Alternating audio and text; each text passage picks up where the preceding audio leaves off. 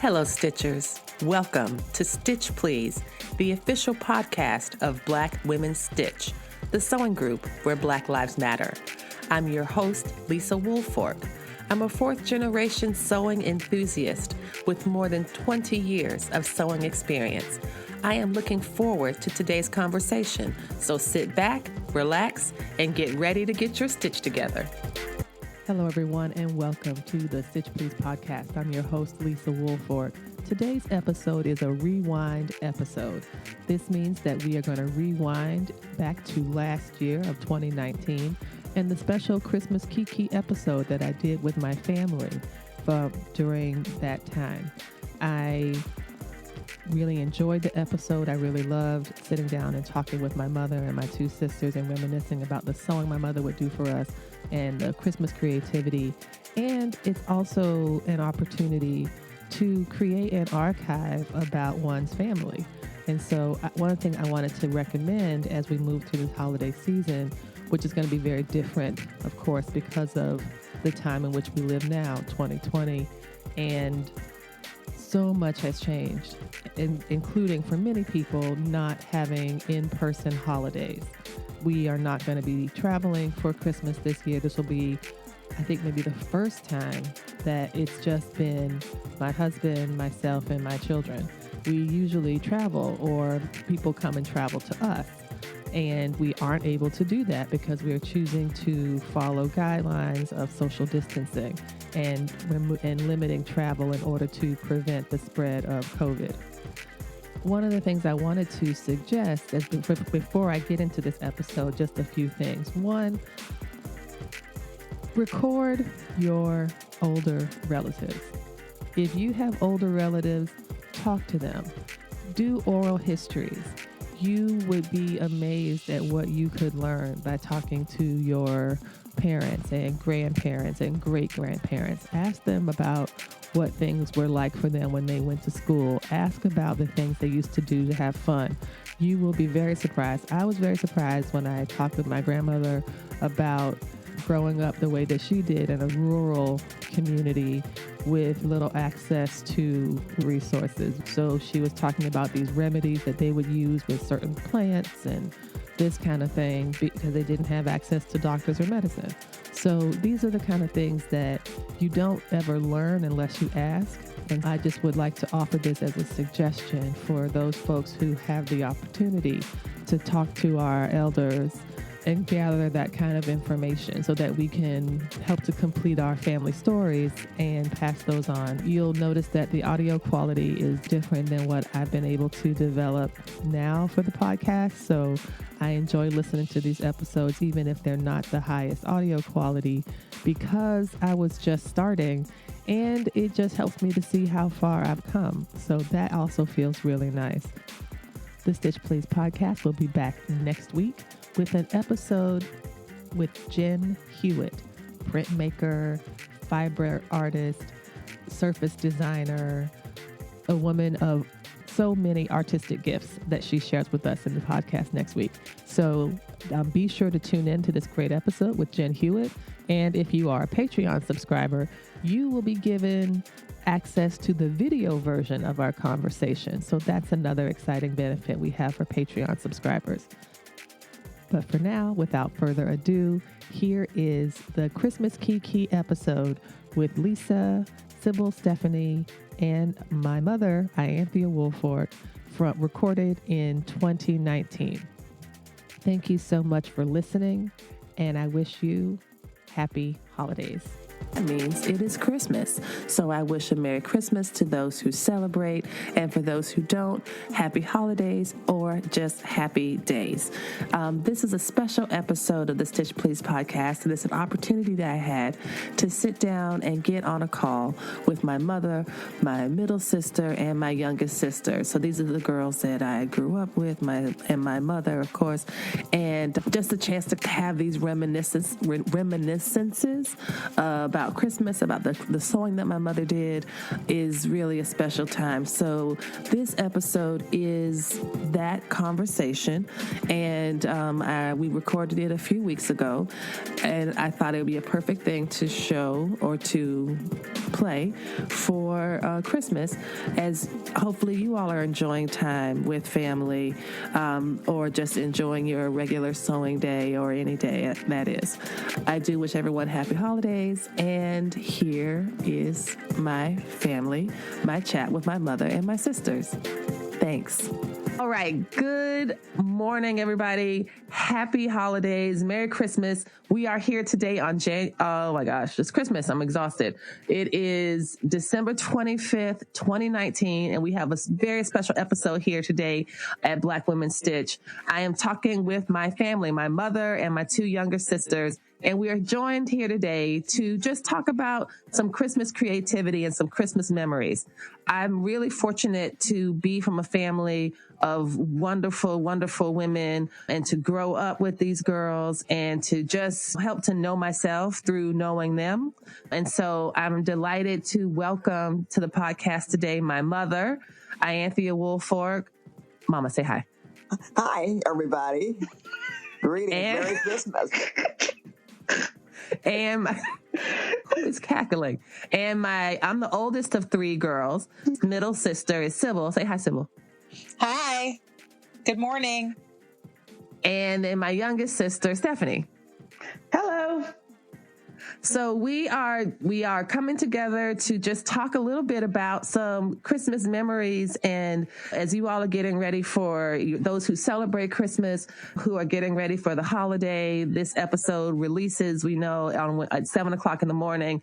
And who knows, y'all might be up. If you have little ones, you are up early in the morning. And some of my fondest memories are getting up early on Christmas morning when I was little and just seeing the splendid array of all the just toys and magic and magnificence of Christmas. And that's one of the great wonders, I think, of the holiday. And so, Mama, can you talk a little bit about anything you remember from us from early Christmases, some of the sense of surprise and wonder that you might remember from that time from us? I know that you all would get up very early in the morning. It didn't matter. Like, I would try to be real quiet and keep the house still. And you still would get up at the crack of dawn. I think everybody I don't know who got up first, but everybody would be up and on the floor at 5:30 in the morning. 5:30 was good. Sometimes it would be 4:30. And you're telling them, nope, you need to go back to bed. Santa hasn't come yet. And that's so that we could sleep in just a little bit longer, because we had been up the night before getting everything together. What do you mean? Making sure all the toys were where they're supposed to be.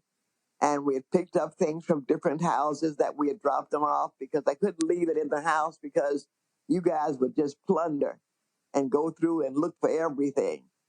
What? And then, oh yeah, you guys. I think that was probably Sybil. I agree. That sounds like Sybil. That sounds like something Stephanie would do for sure. Yeah, so I would have to go if I had anything. I would go and pick them up, and then sometimes I would leave them in the trunk of the car until you guys would go to sleep. Well, you'd go to bed really early. Didn't go to sleep necessarily, but you'd be trying to go to sleep. So that's what I can remember. But first of all, I thought Black Santa bought all that stuff, so I'm really shocked. Yeah. Yep. Voila.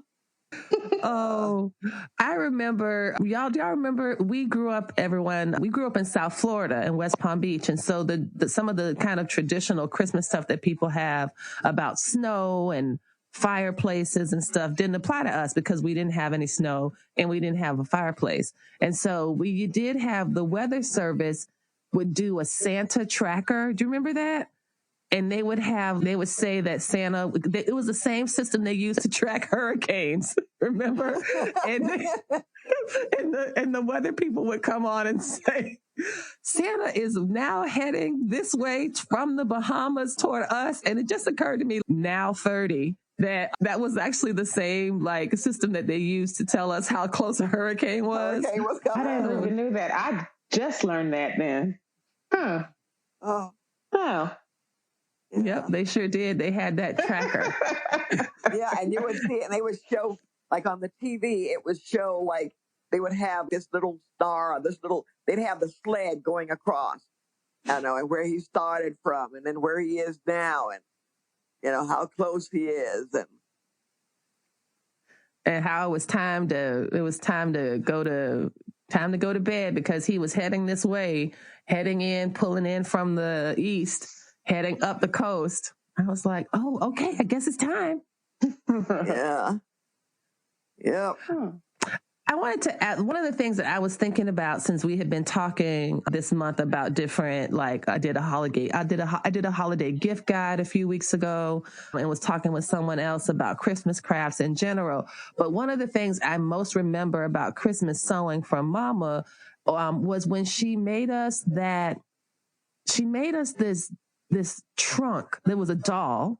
And imagine, everyone, I'm trying to describe it now. It was a trunk, imagine a large rectangle with a handle at the top, I believe, and latches on the side.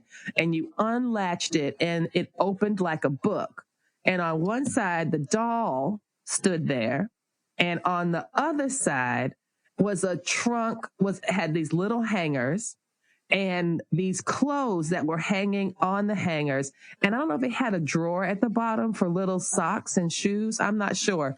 But one of the things I vividly remember that. Do y'all remember that? Sybil, do you remember that? Yeah.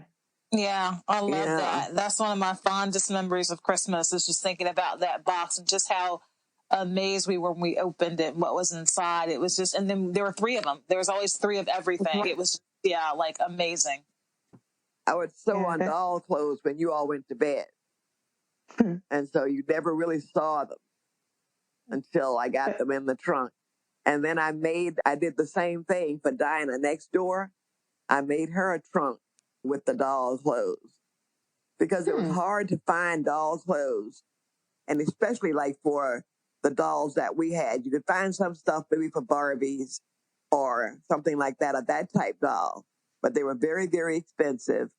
And every now and then you might find a dress or something for the dolls that I would buy. I started making them. And I would make like the same outfits. And it was just, I could remember it took a lot of time to make the doll clothes. It was easier to make a dress for the kids than it was for the doll because they were much smaller and more intricate details, just trying to get it all together. But it was fun too. It was fun. But visually, it was really appealing. The way remember how she had them all standing up and all in order, and everybody had their own little stuff. And it just looked, once you opened everything up, you're like, wow, all this stuff matches. This took a lot of time. And at the time, I didn't realize how much detail and how much work was involved. You always think your parents can do everything pretty fast, and you don't think about how much sacrifice it takes. Well, and the thing I think, first of all, I never realized you made them for Dinah, who was actually significantly older than us. And at that point, probably a teenager or a young adult. So that's really I too cool. am now learning of this news and slightly jealous. What does that say about my personality? But no, I think it's just beautiful that Dinah was an only child and she didn't probably I know Miss Wallace didn't. So she would do that for Dinah. So she'd have a surprise too. That's really beautiful. And she probably appreciated it more than we did because she was older. Whereas we play for a while and then we go do something else. But what I remember the most is just, and I realize about myself now, like I love the spectacle of merchandising. And that's one of the reasons, because Mom would always make things very beautiful and she would make them, it would be organized, and it was just, the attention to detail was always there. And as an adult, that's who I am. I'm in marketing and I really love the attention to detail when things come together beautifully. And that's because of Mama. And that's the way she merchandised those dolls. Yeah. But I enjoyed doing it. It was just fun. And I could stay up and stay awake until I didn't start sewing on that kind of stuff until everybody had gone to bed and they were really asleep. And so once you guys would go to sleep, then I would sew until maybe about 1 o'clock in the morning. And then I'd put everything away, everything, so that you couldn't see any of the stuff that I was working on. Not that you particularly, I don't know, I didn't want you to find anything until I got it all together. So would Nana ever help you since she was such a great seamstress as well? Nana would make different things. Like she didn't sew on that particular project, but she would make sure that you all had special little dresses to wear or things like that. Or she would find like a teddy bear and make an outfit for a teddy bear and give you all, or aprons. And she did that kind of stuff. My mother is talking here about her mother, my grandmother, Edna Walker. We called her Nana. Nana was born in 1913, which is the same year that Harriet Tubman died. Nana passed away in 2018 at the age of 104. And she was an amazing sewist. She could sew without patterns. She could look at a picture of something and make it. She was a wonderful woman, and we do really miss her. So when you sewed for Christmas, that was like your labor of love for us, that you would just do all of that by yourself. Yes, I would do that. Nana liked making. Wow. Remember, she made all the little stockings, and she made stockings for you all forever because she made stockings that could be used as ornaments for a Christmas tree. And so she would get not just that they would be small, but she would put money. After you all got older, she'd put money in it. And so she would have, and then she would print your name on it. So each person had a stocking with their name on it that Nana would make. And she would make those for all the kids. Anybody that she gave a gift to, they would get a little Christmas stocking and it would have that person's name on it. And I think in my Christmas decorations now, I know I've seen one that has Lisa's name on it. Woohoo! And so I don't know about the others, but I didn't see the others because I don't know whether they got lost in the shuffle or what. I call Lisa's. No, you don't. You can't call mine. It has my name on it. That's why my name is on it. I call Lisa's. But I remember the best thing about it is that you all would make handmade gifts at school. And you would come in with these ornaments that you made out of macaroni. Construction paper. And I didn't think about, I kept them for years until they literally fell completely apart. It didn't dawn on me that I could have taken them somewhere and had them laminated. It didn't cross my mind until it was just gone. Mama, you wasn't thinking about them ornaments. Those ornaments were made out of macaroni and garbage. You were like, no, I thought no, but I always kept. She said she probably thought it's gonna give us roaches. Exactly. No, but you all would make stuff, and then you would bring it. And I don't care how you had the tree decorated, you'd bring these ornaments that you made, and they would be on the tree wherever anything you made for the tree. We could never have no nice tree that was all thematic. It would be like, awesome, definitely tacky. I want to put my trash ornament from school up here, please. And it was made out of popsicle sticks and yarn. The yarn stars, remember the star? And it looked like a clan cross, but it was red and green. So we put it right on. You had to put it on there. Like, you guys made. When are they gonna become more competent artists, Lord? Goodness gracious. Yeah. I remember the ornaments with the fiberglass in them, and Lisa made us put them on. Oh yeah. And Lisa convinced us to take the fur out and put them around put it on our ears like earrings, and we would a lot of credibility. Yeah, she lost a lot of credibility after that one. That's when I stopped listening to her. I was like, she's evil. She is evil because she's evil. First of all, she didn't do it to herself. First of all, she only did it to us. Yeah. So no. First of all, who would put fiberglass in a freaking Christmas ornament? They know how stupid kids are. Yeah, but they said do not open. You're not supposed to take it out. Well, I did. I totally did. I had to stop.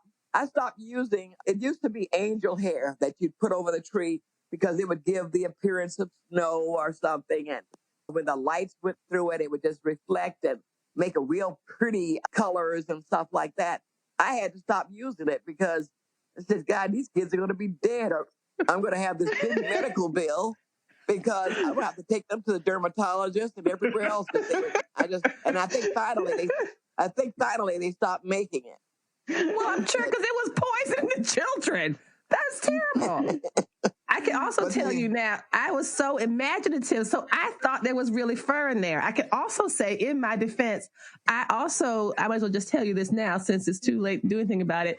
I think that I had a dollhouse and you bought me a gumball machine for the dollhouse and I cracked it open to eat. I cracked it open to eat the gum. And it wasn't even gum. It was just like, I was so disappointed. I was like, they were doing, yeah. I really had a very vivid imagination, which is why I thought we were going to be having fur when it was actually fiberglass in those stupid ornaments. Yeah. And they used to give like the fiberglass, and it's hard now. I used to buy like the silver icicles. I don't even put any of that stuff on the tree anymore because number one, you can't find it. And it's really pretty if you can find it. But I don't even think they make it anymore. But it was fun while it lasted. You're listening to a special episode of the Stitch Please podcast, a Christmas Kee-Kee, where I'm talking with my mother and sisters, and we're just reminiscing over holidays, Christmas pasts.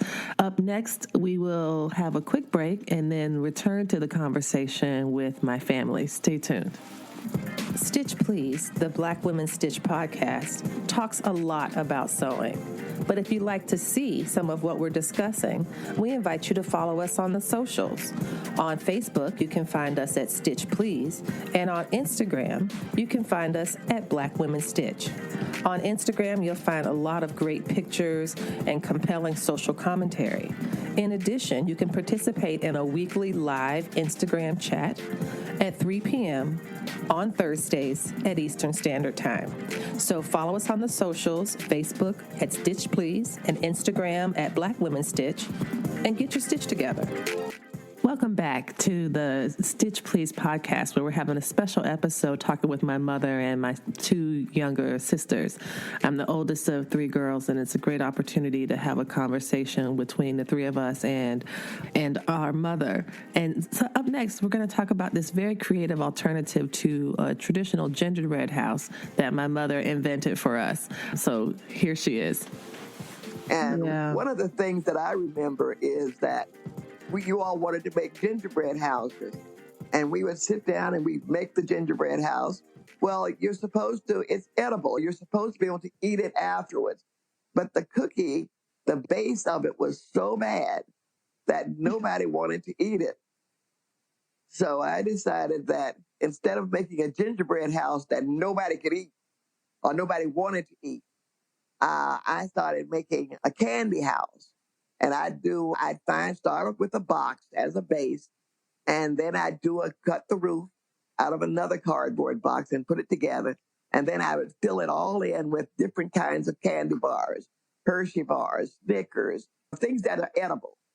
And then if there were any empty spaces, I would fill it in with that royal icing. I loved royal icing. I remember that. Yeah, and we would fill it all in, and it was just, and then it was pretty. And I would put it on a tray, and then I'd have all of the different kinds of candy bars, miniature candy bars all around it, so that you could hopefully take it off of, not off the house itself, but off the tray. But most of the time, somebody would inevitably, they would eat the ones off the walls and stuff. But I would take it off. That was me. I too pulled it right off the roof and would leave behind. It'd be like the foil wrapper would be left behind, and I'd be like munching like crazy on the chocolate bar. Yeah. So I said, but why wouldn't you just get it right out the tray? The same thing was on the tray. I don't know. That wasn't appealing in the same way. I don't know. That didn't even dawn on me to get it from there. Huh. Yeah. Go figure, No, that did not occur to me either, that would be a good place to get it from. I wanted to instead destroy the house. But it was fun. It was fun. And so actually by the end of about 3 or 4 days after you put the display out, The house looked It'd be hit by a tornado. yeah, it looked like a broke down shack, but oh my gosh, that was so funny. I remember you used to make those royal icing flowers because you did cakes, and you would make these flowers, a bunch of flowers in advance, and then you would put them on the top of the chifforobe or whatever in the dining room. And then also, since we're confessing now, I would eat them. Yeah, me too. Because you go back and you say, well, God, I spent hours. And you come back and say, well, I should have had at least by now 300. And maybe you'd have 40 or 50, maybe. And I would spread them out so it looked like nobody took, like I didn't try to spread them a little bit. Way up. And I would put them all the way on the top of the buffet, the china closet, where all the china is. Mm-hmm. But it didn't matter where you put them. Nope. When you got ready for it. Yeah. Yeah, but it was fun. It was really fun. I'm gonna fall on this chair, break my neck trying to get these flowers. And everybody would have, remember you'd have this different things that you wanted. And Brenda and I, we would just go from one place to another to the different stores trying to find whatever the hell it was that you wanted at the time. Like, remember Baby Alive? Oh, yes. I remember that. Mm-hmm.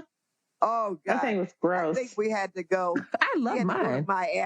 We had to go to Miami. I think Aunt Wally found them. So she got them, and then I had to go to Miami and get them and bring them back. And I would tell you, listen, baby can only eat this special stuff. Well, you don't know my baby mama like that. You don't know my baby alive like that. Yeah. This is my baby. I believe in her. After a while, the Baby Alive would smell like garbage. Like, I'm telling you, that baby stunk. And it was just gross. I mean, and you couldn't clean it. So, I don't know. I said, boy, stuff would be coming and running out of the different crevices and all. And well, what did you put in it? Part of the problem was I ate some of the Baby Alive's food. And so she didn't have her special food. Because one of her special foods was this, you know how I hate bananas because they're disgusting, but I really like banana flavored things. And she had this banana flavored pudding. I ate all of it. And so she didn't have anything else to eat. And so I don't know what you fed her. I don't know what we fed her. You would feed her. But I don't know. It would be something like and it had to be like maybe something that had like a meat bake. I don't know what it was. You couldn't get it out. And then it would. You had to wait for it to decay completely. And then when it ran out, I said, "No more Baby Alive." But our Baby Alive was better than the new Baby Alives. The updated Baby Alive now has some kind of ridiculous, like marionette slot in the back, and you have to pump it up and down to get the baby to like chew. And our Baby Alive, like it had some kind of motor. Remember, you would put the bottle in its mouth, and you would put the spoon in, and it would actually eat the food in. It was yeah. We really did enjoy those Baby Alive dolls. Another toy that we had actually quite a few pitched battles over was the Easy Bake Oven. So stay tuned to hear about how the Easy Bake Oven played a role in our sibling conflicts. Stay tuned. And remember the Easy Bake Oven? Oh, yes. That's Sybil's toy. Sybil would make a 4-layer cake and be like, y'all can't have none. Y'all can't have none. Yeah. Sybil, do you remember that? You remember that, your Easy Bake Oven, Sybil? I love that. I still love it. Who knew a light bulb could bake cakes? I've always loved cakes and sweets, but I would bake those little cakes, and it would take me hours because to make like several layers and to put the little icing in between, and then I cut it and have the very little slices.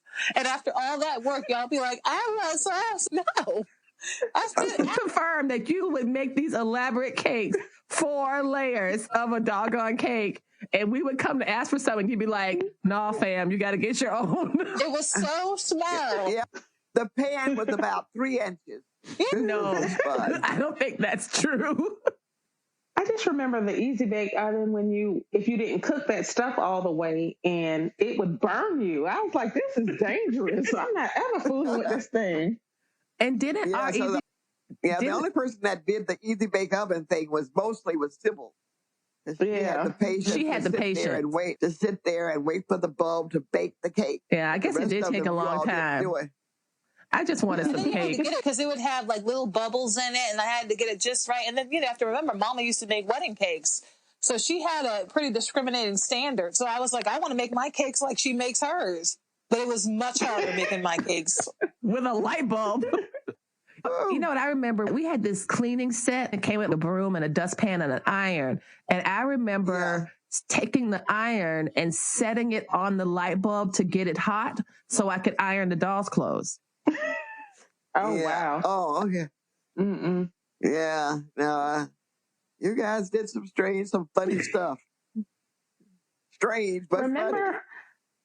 Mama, remember that time you made us the little dolls that we were supposed to put our pajamas in, and it was Lisa still has hers. I still wish have I mine. had mine still. I know. Yeah. Yeah. We would take that was amazing. Yeah, because it would have the doll's head. Was it like Raggedy Ann? What was it? Yeah, it was made out of yarn. The face was just a regular face. But I think I must have bought those because I had somebody else. And then it had little legs to it. And then the back, it was like a pillow. The body was a rectangle that had a slit in the back. And that's where you're supposed to put your pajamas.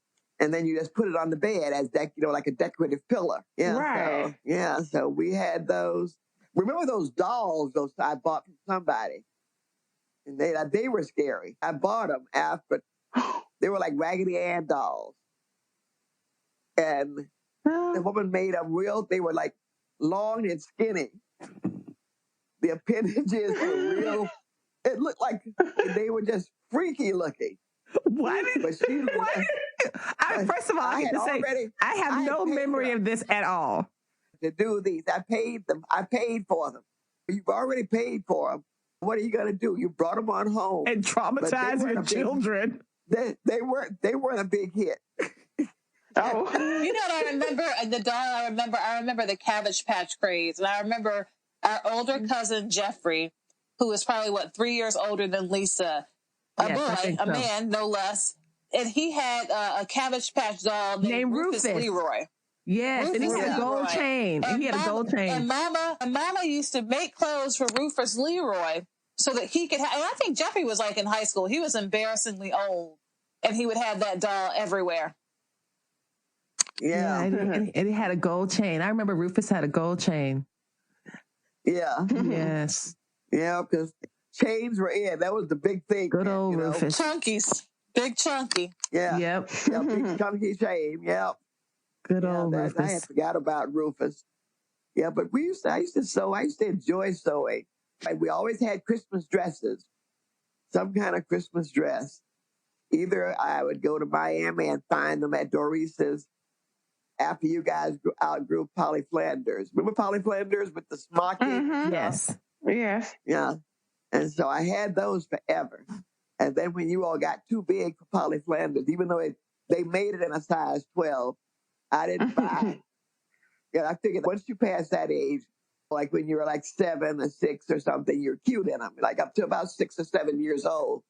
But by the time you had to wear a size 12, you didn't need the smocking and what have you.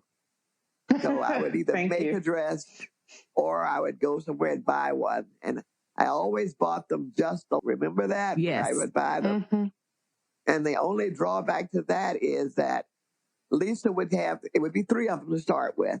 And then when Lisa outgrew hers, I'd pass it down. And so then Stephanie kept the same dress until you just got sick of looking at it.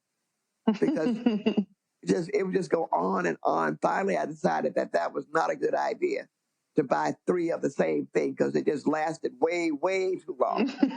So then I would get different colors or something in the same dress or something very similar.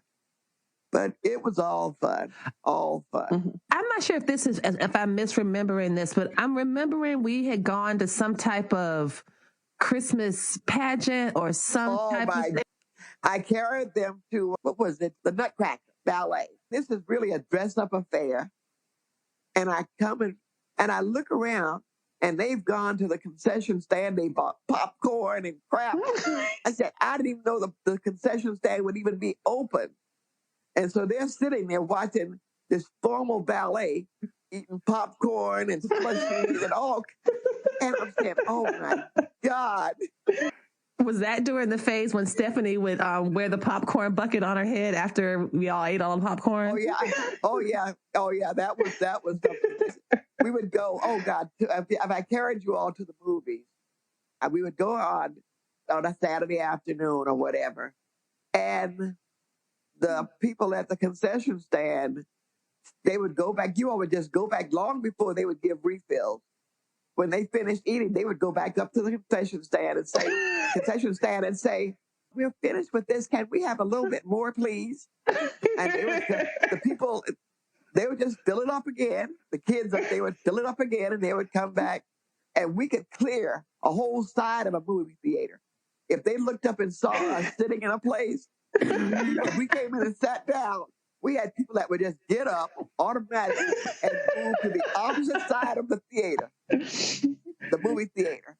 And I said, and I knew why, because we talked out loud, and because you all would whisper, because whispering meant that you put your hand in front of your mouth. People act that way in public. I don't know. Like by the time it was just easier to just let it go than to make a big production or a scene. Because Lisa was why? Well, why not? They sold this. Of course, you were going to the restroom. You went to the bathroom. That's where you were supposed to be. But instead, you were at the concession stand buying crap. Yeah, I remember that one at the Nutcracker. Oh, boy. Oh, boy. We were so refined from an early age. Yeah, just elegant. You were. Just an elegant little lady. You should have left your kids at home, Mama. Lisa and Sybil were awful. Awful, yeah. Golly. Especially Stephanie with my popcorn bucket hat. Yeah, because whenever you got enough popcorn. I remember doing more than having a hat with that bucket. Oh, no. But I know she wore it as a hat. As soon as she finished that, but she was full. She put it, and when they saw her again, she'd be walking out the theater with the bucket over her head as her hat. God, I had forgotten about that. You all were some funny little people. Funny. Oh, my gosh. And people would just come and just, we'd have the whole section to ourselves. It was like a private theater. Everybody else would be on the opposite side or as far away from us as they possibly could get and still be in the movie.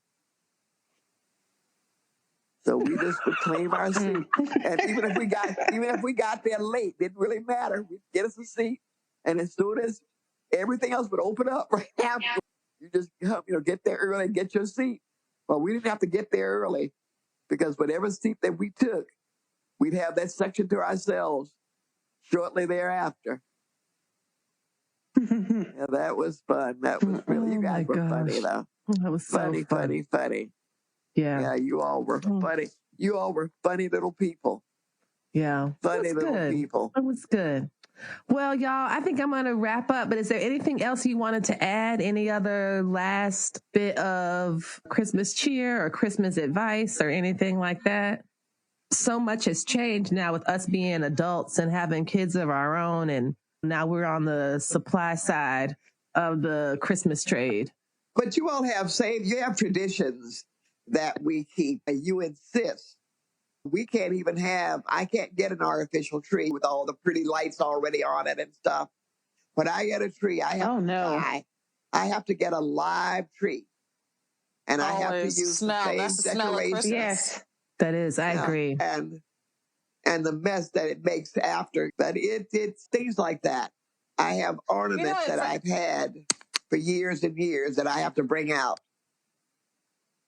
So I have that. I think about too, though, just being together. I mean, to me, that's the biggest tradition. All these years later, we're talking about memories from 30, 40 years ago, but here we are 40 years in, and I don't think we've ever missed a Christmas together. Marriage, work, school, no matter what that thing was, where life has taken us all over the world, Christmas is always together. It's always the four of us now with husbands and children, and Christmas means together. And to me, it's that tradition that Mama really instilled in us. Yeah, I think that's beautiful. Yeah, well, it's all about family. Yeah, it's all about family.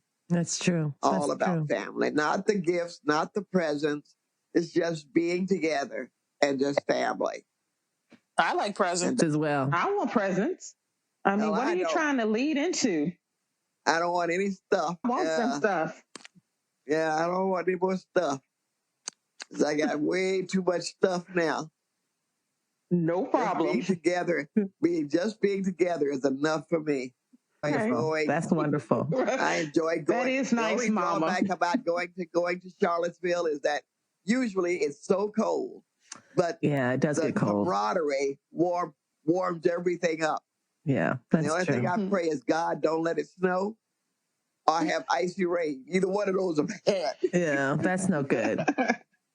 Yeah, but other you know than what that, I think about it too, is though. perfect. I can't help but think too, like how your tradition spawned other traditions. A couple of years ago, I still have a Christmas a picture from when we took a picture with Santa with our boys, and Stephanie's son Devin had two friends come with him, and Stephanie bought matching sweatshirts. Remember, it was the Drake. Yes, yeah. Hotline Bling sweatshirt. Yeah, that was so cute. Had Hotline Bling sweatshirts on. So that Christmas, it reminded me of these three little girls on the piano all dressed alike, but it became Hotline Bling for everybody. So it was very contemporary pop culture, but it was still that tradition and solidarity of looking alike. I just feel like Mama planted that seed. I agree. Yeah. So Christmas is great. I really enjoy it. I love being with family. I just love that. Even the cold, I don't mind. I put up with the cold. I complain a lot because it is some kind of cold, but I still love it. Love being together. I agree. Maybe we can move Christmas to July, but nobody has gone for my idea. Christmas in July might have July weather. That's right. It's all good. It's still all good. It's all good. Well, thank you all again so much for taking the time out. And this has been a wonderful Christmas special episode featuring my mother and my sisters. And we are wishing you the happiest of Christmas wishes for those who celebrate, and happy holidays and happy days for everyone who doesn't celebrate. And we will see you on Stitch Please in the new year. Happy holidays, everybody. Merry Christmas. Happy holidays. Merry Christmas. Happy holidays. Thank you for listening to this rewind episode of A Christmas Kee-Kee from 2019 with my mother and sisters.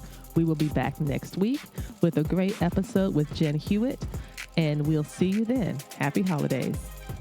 You've been listening to the Stitch Please podcast, the official podcast of Black Women Stitch, the sewing group where Black Lives Matter. We appreciate you supporting us by listening to the podcast. If you'd like to reach out to us with questions, you can contact us at blackwomenstitch@gmail.com. If you'd like to support us financially, you can do that by supporting us on Patreon, Patreon, and you can find Black Women Stitch there in the Patreon directory. And for as little as $2 a month, you can help support the project with things like editing, transcripts, and other things to strengthen the podcast. And finally, if financial support is not something you can do right now, you can really, really help the podcast by rating it and reviewing it anywhere you listen to podcasts that allows you to review them. So I know that not all podcast directories or services allow for reviews, but for those who do, for those that have a star rating or just ask for a few comments, if you could share those comments and say nice things about us at the Stitch Please podcast, that is incredibly helpful. Thank you so much. Come back next week and we'll help you get your stitch together.